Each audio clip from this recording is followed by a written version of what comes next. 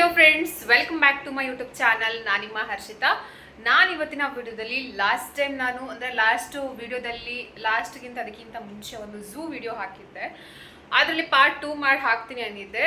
ಅದನ್ನು ಇವತ್ತು ಶೇರ್ ಮಾಡ್ಕೋತಾ ಇದ್ದೀನಿ. ಅದೇನಪ್ಪ ಅಂತ ಅಂದರೆ, ಫಸ್ಟ್ ಟೈಮ್ ನಾನು ನನ್ನ ಲೈಫಲ್ಲಿ ನಿಜವಾಗ್ಲೂ ಪೆಂಗ್ವಿನನ್ನು ನೋಡಿರುವಂಥದ್ದು. ಎಷ್ಟು ಖುಷಿ ಆಯಿತು ಅಂದರೆ, ಎಲ್ಲೂ ನಮ್ಗೆ ನೋಡೋಕ್ಕೆ ಸಿಗಲ್ಲ, ಕರ್ನಾಟಕದಲ್ಲಿ ಎಲ್ಲೂ ಇಲ್ಲ. ಅದನ್ನು ಆ ಥರ ಎಲ್ಲೂ ಕೂಡ ಸಾಕೋದಕ್ಕೂ ಕೂಡ ಸಾಧ್ಯ ಇಲ್ಲ. ಬಿಕಾಸ್ ಅದು ತುಂಬ ಕೋಲ್ಡ್ ಪ್ಲೇಸಲ್ಲಿ ಇರುವಂಥದ್ದು. ಆಮೇಲೆ -ಡಿಗ್ರಿನಲ್ಲಿ ಅದು ಬದುಕುವಂಥದ್ದು. ಇಲ್ಲ ಅಂದರೆ ಫಸ್ಟ್ ಆಫ್ ಆಲ್ ಮುಂಬೈಯ ವೆದರ್ಗೆ ನಾವು ಬದುಕ್ತಾ ಇರೋದೇ ಹೆಚ್ಚು.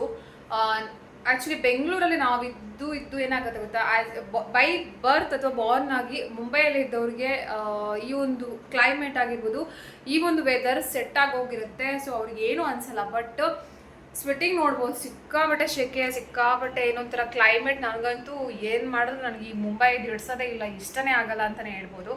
ಅದೇ ರೀತಿ ಪ್ರಾಣಿಗಳಿಗೂ ಅಷ್ಟೇ. ಎಸ್ಪೆಷಲಿ ಬಂದು ಪೆಂಗ್ವಿನ್ ಅಂತೂ ಸರ್ವೈವ್ ಆಗೋದಕ್ಕೆ ಸಾಧ್ಯನೇ ಇಲ್ಲ. ಆದರೂ ಕೂಡ ಅದನ್ನು ಐಸ್ ಒಳಗಡೆ, AC ಒಳಗಡೆ ಅದನ್ನು ಯಾವ ಥರ ಇಟ್ಟಿದ್ದಾರೆ, ಯಾವ ಥರ ಇದೆ ಅನ್ನೋದನ್ನು ನೀವು ಕೂಡ ಈ ವಿಡಿಯೋದಲ್ಲಿ ನೋಡಬಹುದು.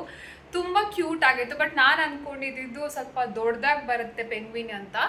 ಬಟ್ ಪುಟ್ಟದಾಗಿ ಕ್ಯೂಟ್ ಆಗಿ ಅದನ್ನು ವಾಕ್ ಮಾಡೋ ಸ್ಟೈಲ್ ಆಗಿರಬಹುದು, ತುಂಬ ಒಂಥರ ಮುದ್ದಾಗಿತ್ತು ಅಂತಲೇ ಹೇಳ್ಬೋದು. ನೀವು ಕೂಡ ಈ ವಿಡಿಯೋದಲ್ಲಿ ನೋಡಬಹುದು. ನಿಮಗೂ ಕೂಡ ಅದು ನೋಡುವಂತಹ ಒಂದು ಏನು ಹೇಳ್ತಾರೆ ಭಾಗ್ಯ ಸಿಗ್ಬೋದು ಅಂತಲೇ ಅನ್ಕೋತೀನಿ. ಬಿಕಾಸ್ ಪೆಂಗ್ವಿನ್ ಎಲ್ಲೂ ಸಿಗಲ್ಲ ನೋಡೋದಕ್ಕೆ.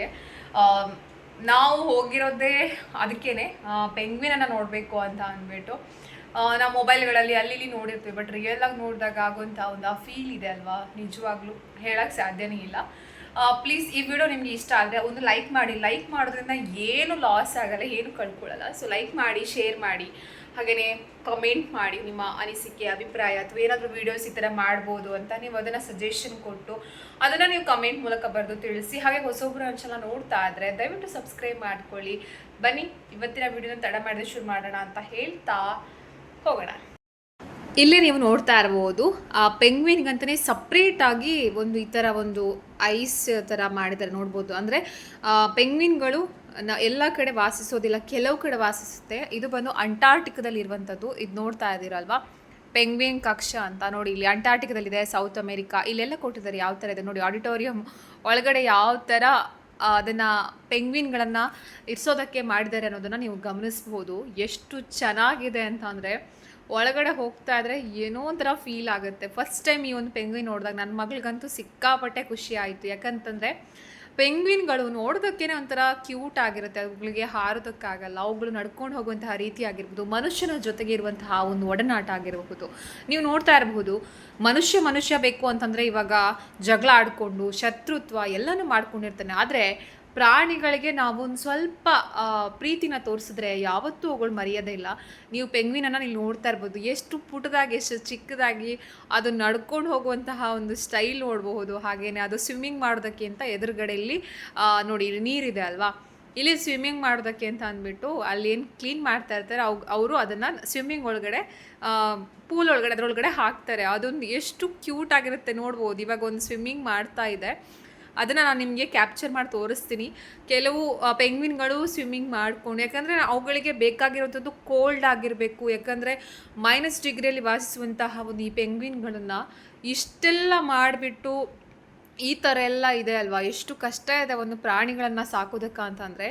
ಬೇರೆಲ್ಲ ಪ್ರಾಣಿಗಳಿಗೂ ಏನೂ ಆಗಲ್ಲ. ಇಲ್ಲಿ ನೋಡ್ತಾ ಇದ್ದೀರಲ್ವ, ಇಲ್ಲೊಂದು ಪೆಂಗ್ವಿನ್ ಇದೆ, ಅದು ಇವಾಗ ಸ್ವಿಮ್ಮಿಂಗ್ ಮಾಡುತ್ತೆ, ನೋಡ್ಬೋದು ನೋಡಿ ಯಾವ ಥರ ಸ್ವಿಮ್ಮಿಂಗ್ ಮಾಡ್ತಾ ಇದೆ ಅಂತ. ಅಂದರೆ ಒಂಥರ ನೋಡೋಕ್ಕೆ ಖುಷಿ ಆಗುತ್ತೆ. ಯಾವತ್ತೂ ಅಷ್ಟೇ ಪ್ರಾಣಿಗಳು ನಾವೆಷ್ಟು ಪ್ರೀತಿ ತೋರಿಸ್ತೀವೋ ಅಷ್ಟೇ ಅವುಗಳು ಕೂಡ ಪ್ರೀತಿನ ತೋರಿಸ್ತವೆ. ಇಲ್ಲಿ ಅಂಡರ್ ವಾಟರ್ ಒಳಗಡೆ ಹೋಗ್ಬಿಟ್ಟು ಸ್ವಿಮ್ಮಿಂಗ್ ಮಾಡೋದನ್ನು ಕೂಡ ಕ್ಯಾಪ್ಚರ್ ಮಾಡ್ತಾ ಇದ್ದೀನಿ. ಇದು ಮುಂಬೈಯಲ್ಲಿರುವಂಥದ್ದು. ನಾನು ಹೇಳಿದೆ ಅಲ್ವಾ, ಬೈಕುಳ ಝೂ ಅಲ್ಲಿರುವಂತಹ ಒಂದು ಝೂ ಅಲ್ಲಿ ಇದು ನೋಡೋದಕ್ಕೆ ಸಿಗುತ್ತೆ. ನೋಡ್ಬೋದು ನೋಡಿ, ಎಷ್ಟು ಪುಟಾಣಿಯಾಗಿ, ಎಷ್ಟು ಕ್ಯೂಟಾಗಿ ಪೆಂಗ್ವಿನ್ ನಡ್ಕೊಂಡು ಹೋಗ್ತಾ ಇದೆ. ಸೇಮ್ ಒಂದೇ ರೀತಿ ಸೈಜಲ್ಲಿದೆ. ಆಮೇಲೆ ಅವುಗಳ ಮನೆಗಳಾಗಿರಬಹುದು, ಒಂಥರ ನನಗೆ ಒಂಥರ ಇಗ್ಲೂ ನೋಡ್ದಂಗೆ ಆಯಿತು. ಒಂಥರ ಏನು ಹೇಳ್ತಾರೆ, ಒಂಥರ ತುಂಬ ಚೆನ್ನಾಗಿದೆ. ಕಲ್ಲು ಒಳಗಡೆ ಆ ಥರ ಒಂದು ಮನೆ ಕೂಡ ಮಾಡಿರುವಂಥದ್ದು ಅಂತಲೇ ಹೇಳ್ಬೋದು. ನಿಮಗೂ ಇಷ್ಟ ಆಯಿತು ಅಂದ್ಕೊಂಡಿದ್ದೀನಿ. ಸೊ ಫ್ರೆಂಡ್ಸ್, ನೋಡಿದ್ರಲ್ವಾ ಪೆಂಗ್ವಿನ್ಸ್ ಹೇಗಿತ್ತು, ಯಾವ ಥರ ಇತ್ತು ಅಂತ. ನಿಮಗೂ ಕೂಡ ಈ ವಿಡಿಯೋ, ಈ ಒಂದು ವ್ಲಾಗ್ ಇಷ್ಟ ಆಯಿತು ಅಂದ್ಕೊಂಡೇನು. ಇಷ್ಟ ಆದರೆ ಲೈಕ್ ಮಾಡಿ ಶೇರ್ ಮಾಡಿ. ಅದರಿಂದ ಏನಾಗುತ್ತೆ, ನಮಗೂ ಮೋಟಿವೇಟ್ ಆಗುತ್ತೆ ವೀಡಿಯೋಸ್ ಮಾಡೋದಕ್ಕೆ. ಹಾಗೆಯೇ ತುಂಬ ಜನ ಒಳ್ಳೆ ರೆಸ್ಪಾನ್ಸ್ ಕೊಡ್ತಾ ಇದ್ದಾರೆ, ತುಂಬ ಜನ ಒಳ್ಳೆ ಕಮೆಂಟ್ ಮಾಡ್ತಾ ಇದ್ದಾರೆ. ಕೆಲವೊಂದು ಕಮೆಂಟ್ಸ್ಗಳು ನೆಗೆಟಿವ್ ಆಗಿ ಬರುತ್ತೆ, ಬಟ್ ಕೇರ್ ಮಾಡಬಾರ್ದು ಅದಕ್ಕೆಲ್ಲ. ಸೊ ಅದೇ ಹೇಳ್ದಲ್ವಾ, ಯಾರಾದರೂ ಬೆಳೀತಾರೆ ಅಥವಾ ಏನೇನೋ ಮಾಡ್ತಾರೆ ಅಂತ ಅಂದಾಗ ಸಾಮಾನ್ಯವಾಗಿ ನೆಗೆಟಿವಿಟಿ ಅಥವಾ ನೆಗೆಟಿವ್ ಪೀಪಲ್ಸ್ ಇದ್ದೇ ಇರ್ತಾರೆ. ನಮ್ಮ ಸಂಬಂಧಿಕರಲ್ಲೇ ಇರ್ತಾರೆ, ನಮ್ಮ ಒಳಗಡೆನೇ ಇರ್ತಾರೆ ಅಂದಮೇಲೆ ಬೇರೆಯವರು ಹೊರಗಡೆಯವರು ಏನು ನೆಗೆಟಿವ್ ಆಗಿ ಮಾತಾಡೋದೇನು ಜಾಸ್ತಿ ಏನು ಹೇಳ್ತಾರೆ ಅದೇನು ದೊಡ್ಡ ಮ್ಯಾಟ್ರ್ ಆಗಲ್ಲ ಅಂದ್ಕೋತೀನಿ. ಬಟ್ ನಾನು ಹೇಳ್ದಲ್ವ, ಡೈಲಿ ವೀಡಿಯೋಸ್ ಮಾಡ್ತಾ ಇರ್ತೀನಿ, ಅದು ವ್ಯೂಸ್ ಆಗುತ್ತೋ ಇಲ್ವೋ ಗೊತ್ತಿಲ್ಲ, ಬಟ್ ಒಂದಿನ 100% ಆಗುತ್ತೆ ಅಂದ್ಕೊಂಡು ನಿಜವಾಗ್ಲೂ ಯಾವತ್ತೂ ಕಷ್ಟಪಟ್ಟಿದ್ದಕ್ಕೆ ಬೆಲೆ ಸಿಗುತ್ತೆ ಅಂತ ಅಂದ್ಕೊಂಡಿದ್ದೀನಿ.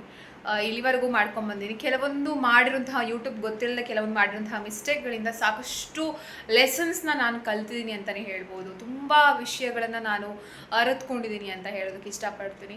ಸೊ ಒಬ್ಬರು ನೋಡಿದ್ರು ಒಬ್ಬ ವ್ಯೂವರ್ಸ್ನು ಕೂಡ ನಾವು ನಮ್ಮ ಚಾನಲ್ಗೆ ಅಥವಾ ನಮ್ಮ ಒಂದು ವೀಡಿಯೋಸ್ಗೆ ಕರ್ಕೊಂಬರ್ಬೇಕು ಅಥವಾ ಅವ್ರು ನೋಡಬೇಕು ಅಂತ ಅಂದರೆ ತುಂಬ ಕಷ್ಟ ಇದೆ.